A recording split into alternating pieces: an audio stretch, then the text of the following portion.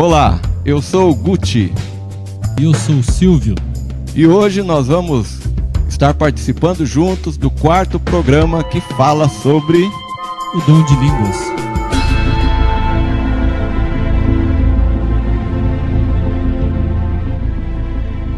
Quero mandar um abraço lá para o nosso irmão Paulinho.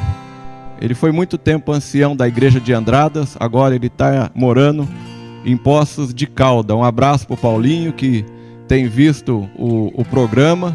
E ele disse até que um dia vai estar fazendo um programa aqui com a gente, viu? Maravilha. Também gostaria de deixar aqui um abraço ao Rafael. Rafael é um amigo nosso aqui da igreja que tem nos acompanhado. Um abraço a você, Rafael, e toda a tua família. E no nosso blog, o irmão lá de Recife, o Borton Lins, parece americano, né? Borton Lins, mas não é americano não. Ele é um irmão lá de Recife que me procurou pelo Facebook e mostrou interesse em escrever matérias para o nosso blog. A igreja tem um blog também. Eu acredito que tem mais gente que tem assistido e daqui a pouco também deve estar aparecendo as citações de vocês aqui no programa. E hoje então, Silvio, o programa vai falar de um assunto complicado e polêmico: o dom de línguas.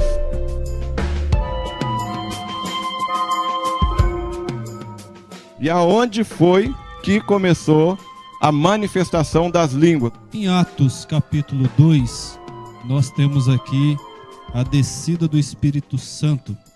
Havia uma festa lá em Jerusalém, que era uma festa anual chamada de Pentecoste. Atos 2, ele nos mostra que havia pelo menos 16 nações diferentes ali em Jerusalém. Essa manifestação do dom de línguas, a descida do Espírito Santo, ela cumpriu um propósito, que foi ensinar todas aquelas pessoas que estavam ali em Jerusalém sobre Jesus. E quando elas voltassem para os seus locais de origem, pregassem o evangelho. Seriam capacitadas para falar de Jesus. Você imagina Pedro tentando pregar a palavra de Deus para um grego.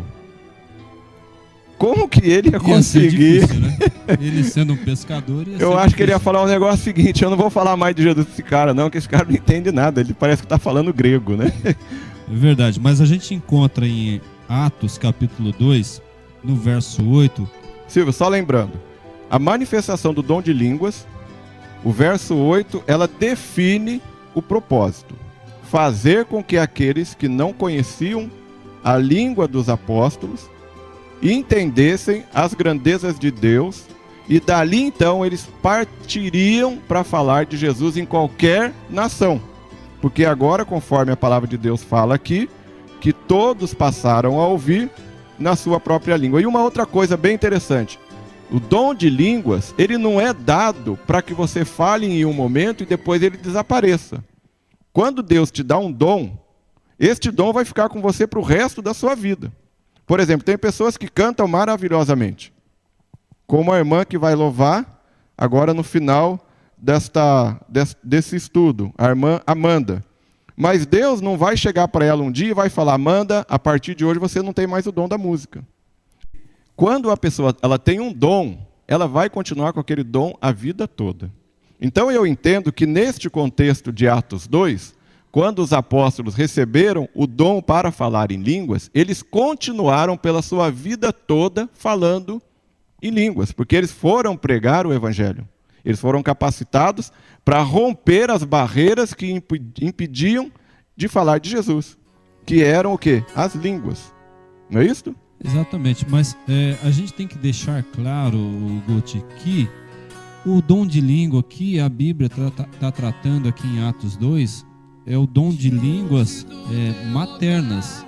É eu falar uma língua estrangeira, na língua dos anjos, para que se cumpra um propósito. Então, Silvio, é uma palavra bem importante que você falou aí, que a gente tem que atentar para isso. Quando a Bíblia fala que eles ouviam falar na sua própria língua, ou seja, na língua materna, a palavra línguas aqui ela está falando de glosa, que significa idiomas. São idiomas que se falam no planeta Terra. Normalmente, as pessoas falam línguas que existem na Terra, né? Mas, Silvio, vamos lá para o livro de 1 Coríntios, capítulo 13. 13. Eu vou ler aqui o verso 1. Olha só que mensagem tremenda. Ainda que eu fale as línguas dos homens e dos anjos, se não tiver amor, serei como bronze que soa, ou como símbolo que retine. Se eu quiser falar com Deus, já disse alguém que Ainda que eu falasse a língua dos homens e dos anjos. A Bíblia está falando aqui que se eu falasse a língua dos homens e dos anjos. Então, tem pessoas que falam em línguas e falam o seguinte, que essas línguas são língua dos anjos.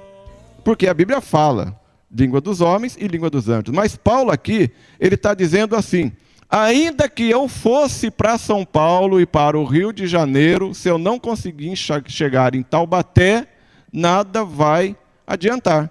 Não significa que ele foi para São Paulo e que ele foi para o Rio. Apenas ele está querendo dizer o seguinte, não importa, se eu não conseguir chegar aonde eu quero, não adianta eu ir para lugar nenhum. Ou seja, a palavra de Deus ela tem que cumprir o seu propósito. Houve um porquê dos apóstolos falarem em línguas diferentes, então línguas maternas. Já ficou bem definido pela Bíblia, apesar de não precisar usar tantas passagens. Por quê? Se eu vou falar sobre línguas, manifestação de línguas, é só eu ir em Atos 2, aonde tem o início de tudo. Então, esta questão a respeito de Atos 2 já está fechada pela palavra de Deus. Mas, quando Paulo ele escreve uma carta aos irmãos que estavam na igreja de Corinto, ele está dizendo algo diferente do que está acontecendo em Atos 2. Então, Paulo, no capítulo 14, o verso 1, ele diz o seguinte, segui o amor e procurai com zelo os dons espirituais, mas principalmente que profetizeis. Então aqui Paulo está dizendo o seguinte, nós devemos ter amor nas coisas de Deus. Então, se ele está falando isso, é porque estavam fazendo de uma maneira sem amor e estavam procurando ter dom sem cuidado. 1 Coríntios 14, verso 2. Olha o que Paulo diz. Pois quem fala em outra língua não fala a homens, senão a Deus, visto que ninguém o entende, e em espírito fala de mistérios. Silvio, aqui eu acho que começa toda a confusão sobre o dom de línguas. Por quê? A Bíblia aqui está falando que a pessoa que fala em língua estranha não fala a homens, mas fala a Deus, visto que ninguém o entende. Eu queria que o irmão olhasse com cuidado para a sua Bíblia agora e entendesse uma coisa. A palavra estranha escrita na Bíblia, ela é tão estranha que ela nem existe, na verdade, na Bíblia. Ele colocou de uma maneira diferente para que a gente entendesse que esta palavra, ela não está no escrito original, mas que ele colocou em itálico. Itálico é esta letrinha que você está vendo, que ela está inclinada, e ela não faz parte da tradução, mas ela foi colocada para que as pessoas entendessem o que está sendo falado. Por exemplo, se você ler em outras versões, este texto está assim, ó. Ainda que eu falasse noutra língua, para você ver, olha só, Silvio, aí está como na sua Bíblia? Pois quem fala em outra língua... A sua versão, então, ela já está dizendo o seguinte, vamos colocar, pode ver que aí não tem nada em itálico, tem? Não. Por quê? Porque no original, a palavra de Deus, ela diz assim, ó, ainda que eu fale noutra língua, entendeu? Abvundbashmaya, Netkadashmah, Teitei Malkutah. A palavra estranha, ela não faz parte da Bíblia, ela é tão estranha que nem na Bíblia ela está correta. Então, o correto seria o quê? Eu falar assim, ó, ainda que eu falasse noutra língua, por quê? Porque o estranho não faz parte da escrita original. Então, continuando a leitura, Paulo fala assim, ó, porque o que fala noutra língua, ou numa língua estranha, não fala aos homens, senão a Deus, porque ninguém o entende e em espírito fala de mistérios. Paulo ele continua ainda no verso 3, dizendo que quem fala em língua estranha não edifica a quem está ouvindo, senão a si mesmo. A si mesmo. Então, agora, considerando que a palavra usada para este verso é a palavra glosa, e a glosa ela é referida a outro idioma, a uma língua existente, então a palavra língua aqui, ó, está dizendo, porque o que fala noutro idioma, né? Porque língua é idioma. Língua é idioma. Então aqui está falando pelo que fala noutro idioma, ou aqui agora eu posso usar. Porque a pessoa que fala numa língua estranha, por exemplo, quem fala alemão, para mim, é estranho. É estranhíssimo, né? Que Silvio, eu não entenderia nada de alemão, né? Se um alemão viesse aqui e falasse comigo... Mas é estranho. É estranho. É estranho. Agora você imagina uma pessoa estranha entrando na igreja. Por que eu estou falando muito estranho? Porque às vezes, Silvio, o estranho é porque eu não conheço. Não é porque não existe. É porque eu não conheço. Você já ouviu falar do ornitorrinco? É um bicho... O que é isso? É um bicho estranho. Ele tem pelo, ele tem patas e tem bico de pato. E vive embaixo da água. Ele é um bicho estranho. Mas ele existe. Então, a palavra que está falando aqui é o seguinte. Porque o que fala numa língua estranha, ou seja, se eu estou falando estranhamente em alemão, eu sei o que eu estou falando. E eu estou sendo edificado porque eu conheço essa língua estranha. Então, quando eu falo em alemão, eu estou sendo edificado. Mas você que não conhece a língua estranha, não está sendo Continuarei vazio. edificado, está vazio. E o verso 3 fala lá, Silvio. Não, a gente tem que terminar de falar aqui, porque ninguém o entende. Mas ninguém quem? Ninguém que está ali e fala o mesmo idioma. E a palavra fala, em espírito fala de mistérios. Lógico que fala de mistérios. E lá dentro do seu interior ele está falando de mistérios para mim, mas não para Deus, porque Deus conhece todas as línguas. E por que então que a gente vê tantas línguas estranhas, né, dentro das igrejas? Nós vamos chegar lá. E a Bíblia ela regulamenta essa manifestação de línguas. Nós vamos chegar lá, Silvio. Calma que o assunto é bom. A gente vai conseguir chegar nessa parte aí. Porque as pessoas só falam em línguas dentro da igreja. E a gente vai entender que a Bíblia fala diferente. Então vamos voltar aqui. Paulo, ele soube que a manifestação das línguas estava acontecendo dentro da igreja de Coríntios. Certo? Exatamente. Aí o que ele fez? Ele entendeu que aquelas manifestações que estavam acontecendo em Coríntios não estavam de acordo com o livro de Atos. Ele sabia o que tinha acontecido no Pentecostes. Sim. E ele percebeu que faltava um pouco de amor com as pessoas que estavam na igreja de Coríntios. Exatamente. E o que acontece? Ele entende que o que está faltando na igreja era amor. Um estava querendo ser melhor que o outro, maior do que o outro e mais ungido que o outro. Ou pelo menos ele queria parecer ser alguém que ele não era, ter autoridade vinda dos céus. E aí então ele escreve uma carta que parece que ele está escrevendo para a igreja de hoje. O verso 4 diz o seguinte, o verso 3, mas o que profetiza fala aos homens para edificação, exortação e consolação. O verso 4 agora ele fala uma coisa que é bem particular. Olha, o que fala em língua estranha ou noutra língua, edifica-se a si mesmo, mas o que profetiza edifica a igreja. Por quê?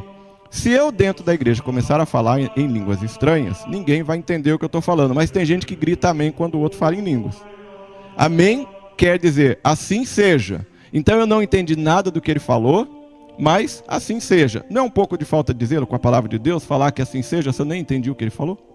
Com certeza. Né? Devemos falar amém para aquilo que a gente está entendendo e que está edificando, que está exaltando o nome de Deus.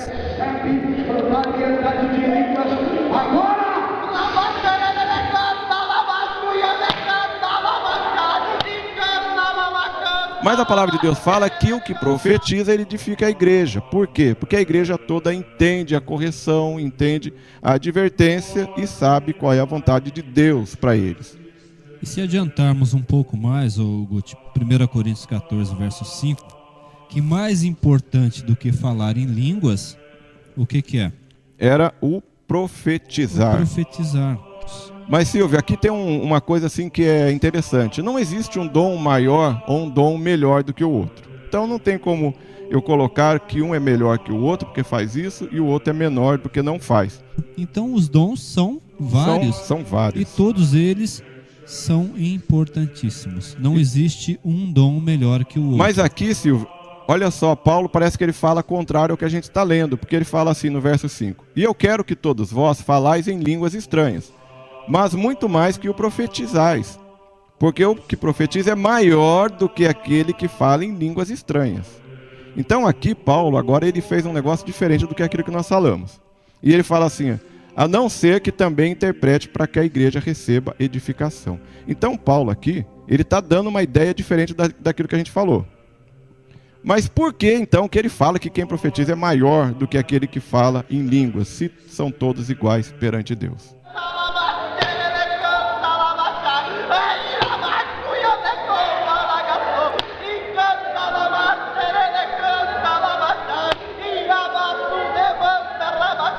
Por quê?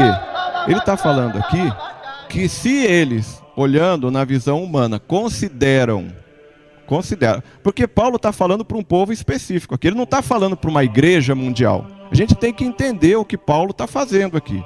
Ele está escrevendo uma carta para uma igreja que não estava agindo de acordo com a palavra de Deus. Isso tem que ficar muito claro na nossa mente. Então Paulo, dentro do contexto da igreja de Coríntios, ele está falando o seguinte: vocês acham e acreditam que realmente quem fala em línguas é maior do que o que profetiza? Então eu quero falar uma coisa para vocês. Vocês estão completamente errados. Dentro do que vocês entendem, quem profetiza é muito maior do que aquele que fala em línguas. É isso que Paulo está falando aqui. Ele não está escrevendo isto para uma igreja mundial. Ele está corrigindo um problema que está acontecendo na igreja localizada em Coríntios. Então o que aconteceu? Paulo ele simplesmente nivelou tudo e falou ainda: tá bom, se você fala em línguas e quer ser grande, seja grande como aquele que profetiza, porque esta língua que você está falando não está edificando a igreja, está edificando somente você.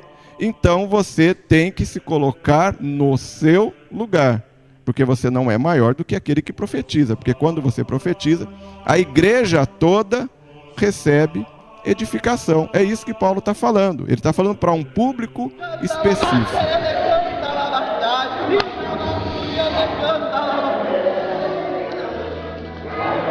E o verso 6, o que fala aí? Agora, porém, irmãos, se eu for ter convosco, falando em outras línguas, em que vos aproveitarei? E se vos não falar por meio de revelação, ou de ciência, ou de profecia, ou de doutrina? Silvio, agora aqui nós temos que pegar cada palavrinha dessa daqui para poder entender o que Paulo está falando. Olha só, irmãos, o que a Bíblia está falando aqui, ó. E agora, irmãos, se eu for ter convosco falando em línguas estranhas. Aqui Paulo está falando o seguinte: irmãos, presta atenção aqui, ó. E se eu for ter com vocês dentro da igreja e falar uma língua que ninguém entende nada? O que vocês vão aproveitar disso daí?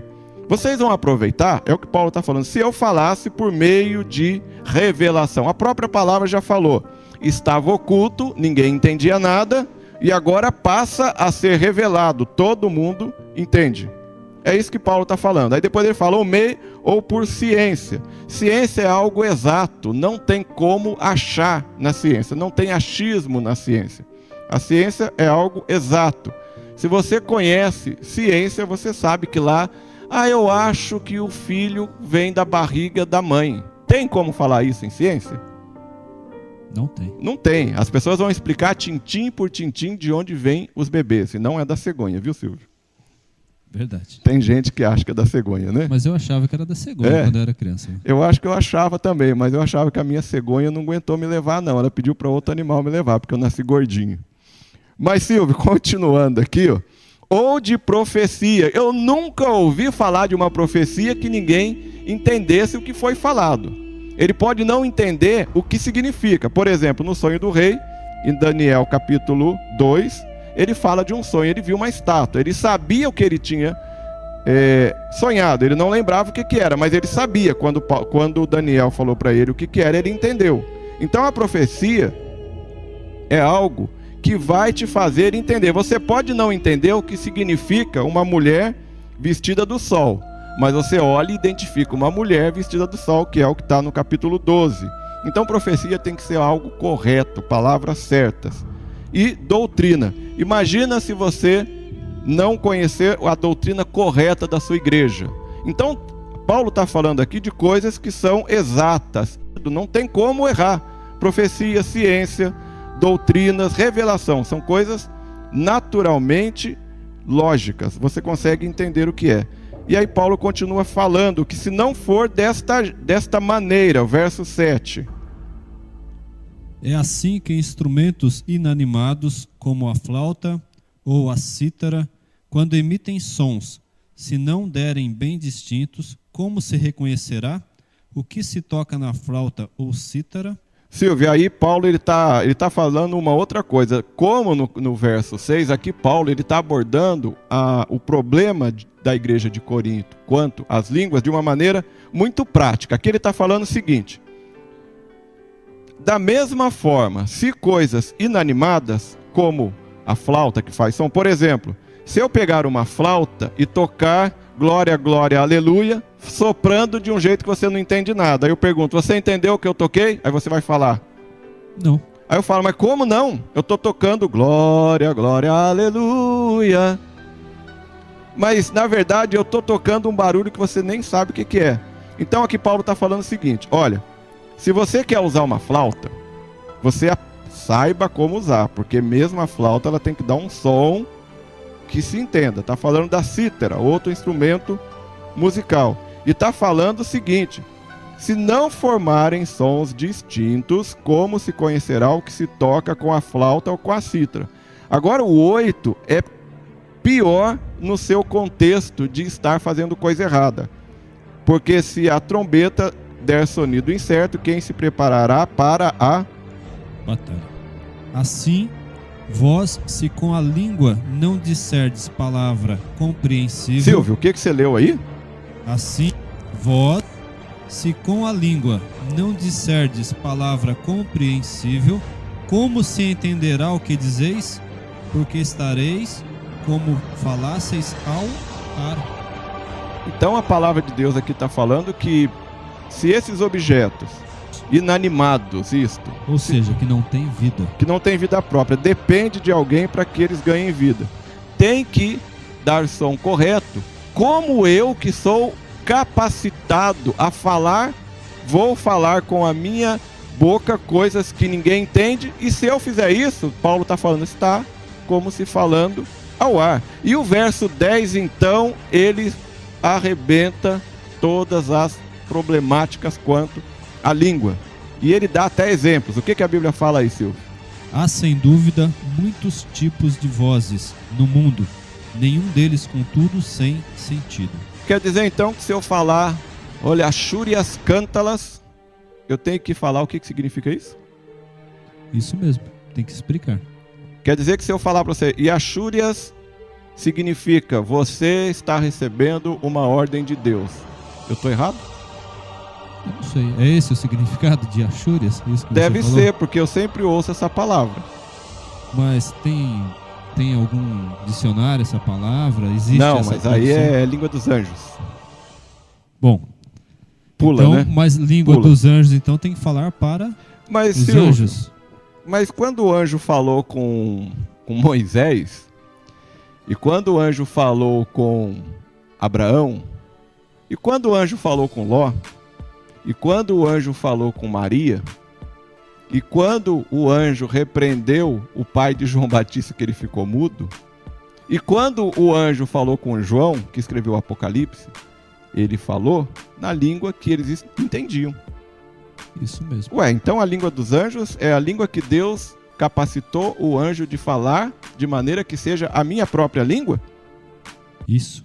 Então a língua dos anjos nada mais é a minha própria língua, é isso? Por exemplo, se um anjo... Se ele viesse hoje aqui ter conosco, ele falaria o português. E ele estaria falando a língua dos anjos. Estaria falando porque ele é um ser angelical. Mas eu gostei, Silvio.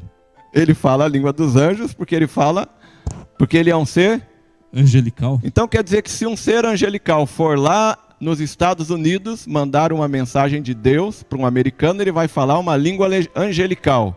E essa língua angelical vai ser uma língua? Inglesa. Rapaz, então que língua dos anjos seria esta que está acontecendo hoje? Vamos continuar lendo aqui, e no verso 11, a palavra de Deus diz: mas se eu ignorar o sentido da voz, serei bárbaro para aquele a quem falo, e o que fala será bárbaro para mim. Ou seja, se eu não conseguir entender o que o outro está falando, eu vou ser como um bárbaro. O bárbaro eram povos que não tinham limites nos seus modos, no seu agir. São pessoas quase que não conseguiam compreender as suas atitudes, ou seja, agiram como loucos. É isso que a palavra de Deus está falando? Como loucos, então?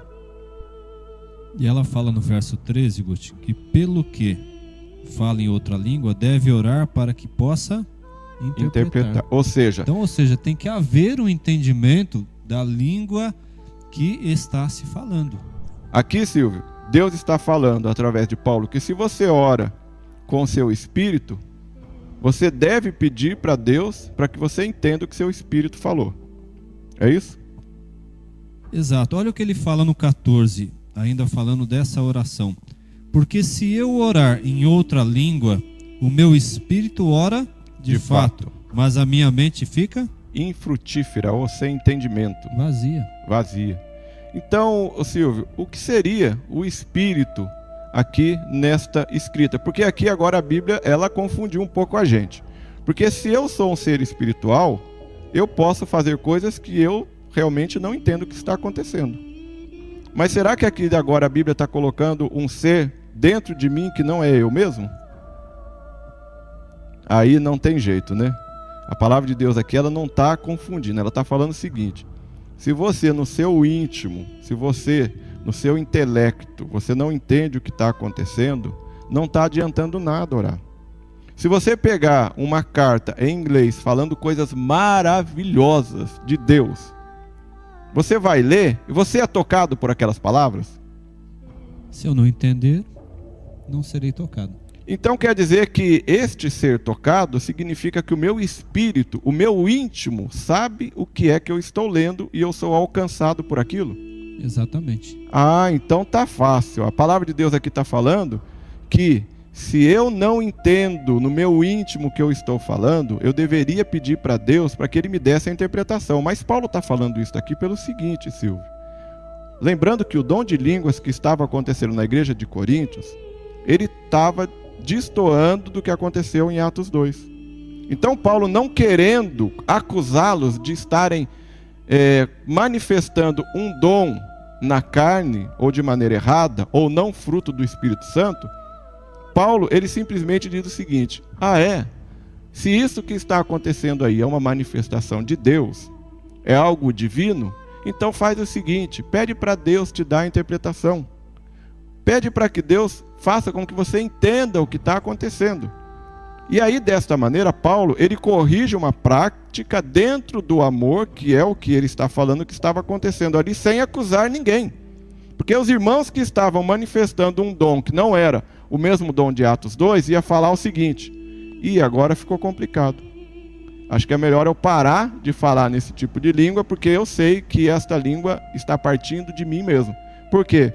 Eles queriam parecer para os seus irmãos mais espirituais do que eles eram e acabaram anulando o amor na igreja e começou a sobressair o eu.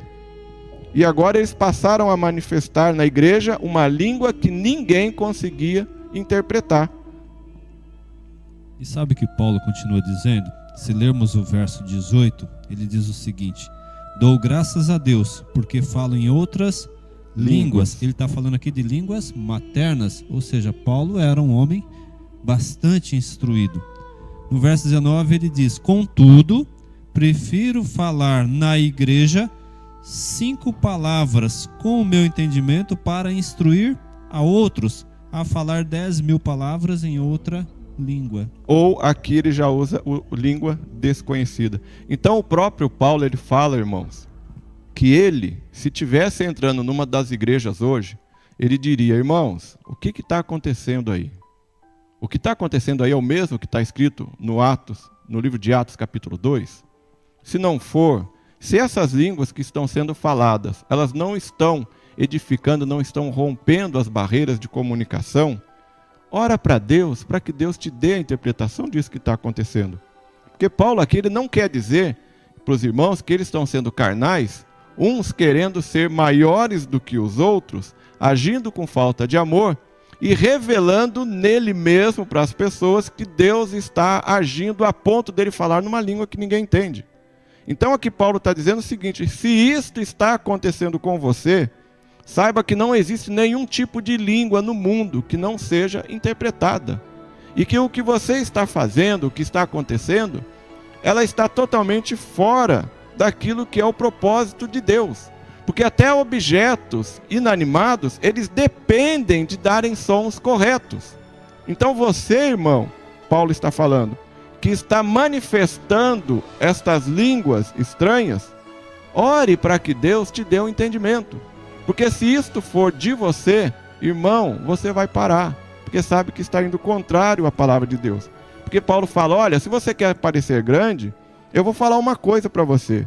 Eu prefiro falar 5 palavras no meu próprio entendimento, de maneira que eu entenda e passe para vocês o que está acontecendo, do que falar 10.000 palavras, 5.000 palavras, num outro idioma. E Paulo continua no verso 20.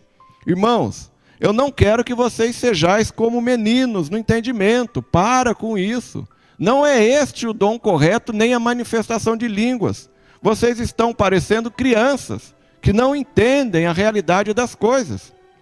Aí ele fala: se vocês querem parecer crianças, sejam crianças na malícia, mas sejam adultos no entendimento e passem a agir como pessoas sóbrias, que conhecem a palavra de Deus e são capacitadas. Porque o que você está fazendo dentro da sua igreja não dá certo. O verso 21. Porque gente de outras línguas e por outros lábios, a palavra de Deus diz que Deus ia usar essas pessoas que falam em línguas estranhas, outros idiomas. E ainda assim, este povo não vão me ouvir. Por que que vocês fazem isto dentro da igreja? E mais, o 22. Irmãos, de sorte que as línguas são um sinal, não para os fiéis. As línguas não são para serem manifestadas dentro da igreja. Não é para confirmar que alguém foi batizado no Espírito Santo. Não é para dizer que você é maior do que alguém que não foi batizado no Espírito Santo. A palavra de Deus aqui ela é muito clara. Não é um sinal para os crentes. A língua não é para dizer que você, irmão, não é batizado com o Espírito Santo. A palavra de Deus aqui está te dando um conforto para você que talvez tenha passado a vida inteira numa igreja, que alguém te acusa de você não ser um espiritual, porque você não fala em línguas. E por causa desta acusação, você passa a falar coisas que você mesmo não entende, só para mostrar que você é alguém batizado com o Espírito Santo.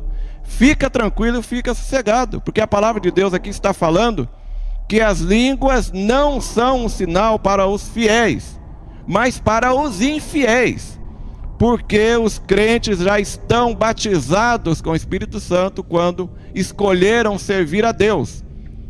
E estas línguas são para aqueles que eram fora do povo de Deus. Por isso que Paulo aqui, lembrando do contexto em que Paulo escreveu essa carta, ele está escrevendo para pessoas da igreja de Corinto, que estavam dizendo que as línguas eram um sinal do Espírito Santo para eles, enquanto que outros não falavam. E esses que tinham o dom de línguas, aparentemente, dado por Deus, eram maiores do que os irmãos.